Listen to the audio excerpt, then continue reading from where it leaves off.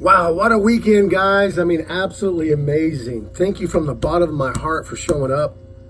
Adrienne and I got back late last night and just exhausted from, all the emotion and everything that you put into it, so much on the line. But guys, once again, thank you. Thank you. We are developing a core group of men who will change the world. I mean, just imagine when Tony Robbins started or any of the other greats out there. I mean, this is exactly how it got going. Except, like we said before, this isn't just about one person. This is about all of us coming together to change the world. I mean, everybody showed up, Nonito, thank you again, brother. I mean, comment after comment about even how over Zoom you were able to connect and emote and ask questions and, just create awesome change, brother. Thank you. Thank you for doing that in your tremendously busy schedule there. And way to go, Pacquiao. That's inspiration, brother. Now you're next, Nonito, to knock out the monster coming up. And we can't wait to hear about the date when that's going to happen. And guys, I want to let you know, as soon as we find out that date of Nonito's fight, then we'll have more information about when we will schedule the next Becoming Champions event. And we'll let you know as soon as possible. But in the meantime, let's talk a little bit more about our sense of legacy. We've got our hats, we've got the flame on, right? The inspiration of the Spirit. Here we are now alive and aware as we've had our burning bush moments. You've increased your pain threshold like through the ice bath. You know a little more about the fundamentals of what we do. What Gio showed us, what Kent showed us, what Marty showed us. I mean, it would just keep growing.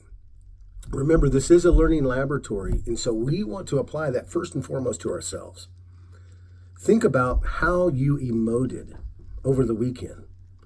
How did other people perceive you? What was your emotional strength and intelligence and lack of intelligence and weaknesses maybe that you presented? Think about perhaps how you seduced other people to treat you like you invited them to treat you, maybe automatically without even knowing it. You can think about the old archetypes, right? Were you the jester who automatically vied for a role where you put yourself into a place where you insisted that other people treat you like a joker? Were you the brunt of people's jokes? Or were you seduced to treat someone else like a joker, where you constantly made fun of them? Think about even the best of us in that role. Or were you the big, strong guy that somehow, even though you're big and you're strong, you're still uncertain, and you have to make sure that other people understand that you're big and you're strong and treat you that way? We all do this automatically. Absolutely every single one of us, me included. But for me, it was kind of easy because, I'm putting together this event, so it's automatically assumed in that relationship. But anytime I go to another place, whether it's a Tony Robbins thing or something else, I got to go and vie for position too. A part of our group that we must do is understand this process of who we are and purposely choose who we want to be, right? And we develop this every single day with our roles and our rituals so that in that moment we can be comfortable with who we are so that we don't have to try to impress others, but instead be impressed by them. Where we don't have to try to get people to understand us and treat us with respect, but instead in that moment we treat others with respect and we seek to understand them. This is what we want to do, and this is a core skill set that we must understand as cornermen, FireTeam leaders, that when our participants come in, they're going to be vying for a position. You'll have people like pieces on a chessboard, try to be the king or the knight or whoever it is. This is ego, and this is some of the things that will create that barrier. And remember what that barrier is. A lot of times, like we learned through the contracting process, it's anger, right? It's easy to present with anger, and this anger can cycle around. Tony Robbins calls it the figure eight, right? We can cycle around with anger and niceness, and somewhere in between is maybe our normal selves, but we're always going with that. And so when we push men's hearts and we push those buttons, we have to deal with this up here. Because when we do, it's like a pot boiling over. Finally, we can get that crap out of the way and deal with the stuff that's core and in the heart, which is hurt, anger, hurt. Hurt is right here. And we all must protect ourselves. Every single one of us has that God-given ability. It's like a callus on a hand, right? It's there, and thank God for that. But when it gets overly developed, imagine a huge callus over my entire hand, I wouldn't even be able to move it. I'd be disabled. The thing that we must do is understand that our reaction to hurt and woundedness, whether it's the father wound or whatever it is, creates a block to what we're all seeking: anger, hurt, love. And this is our heart.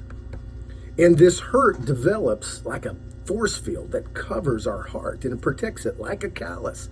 This is guilt, this is fear, this is shame, and all kinds of other defense mechanisms that the saboteurs constantly yell and whisper at us to shut ourselves down and to become unauthentic. A part of what we're looking for in ourselves and the leadership is looking for in you is to see how you are dealing with your own heart and your ability to share, and your ability to accept a position, and your ability to be really authentic even amongst ourselves. So I've got some homework for you. Ask yourself, what was your piece in your role this weekend? What pieces of the chessboard did you see yourself vying for? Ask yourself this: what did this say about you? What does this reveal about who you are, your strengths, your weaknesses? And ask, how do you think other men there experienced you? Some of the exercises we're going to do coming up will be the exercise of having a stranger come into the room, and then we all get to talk about how they emoted. What was their posture like? What was their energy like? What were their eyes like? And then we get to guess a little bit about them and their stories and their struggles. I encourage all of you guys to begin to develop this skill set and create like a little research project for yourself. And I'd love for us to come together and begin to discuss this and what we do with it. Anyway, guys, again, thank you so much. Great things are coming. The whole affiliate program, the access that you guys are going to have that'll be exclusive, first looks that no one else is going to have. But begin to talk about this. Spread the word about your experience and develop it. Guys, I love you. God bless you. I'll be talking to you soon.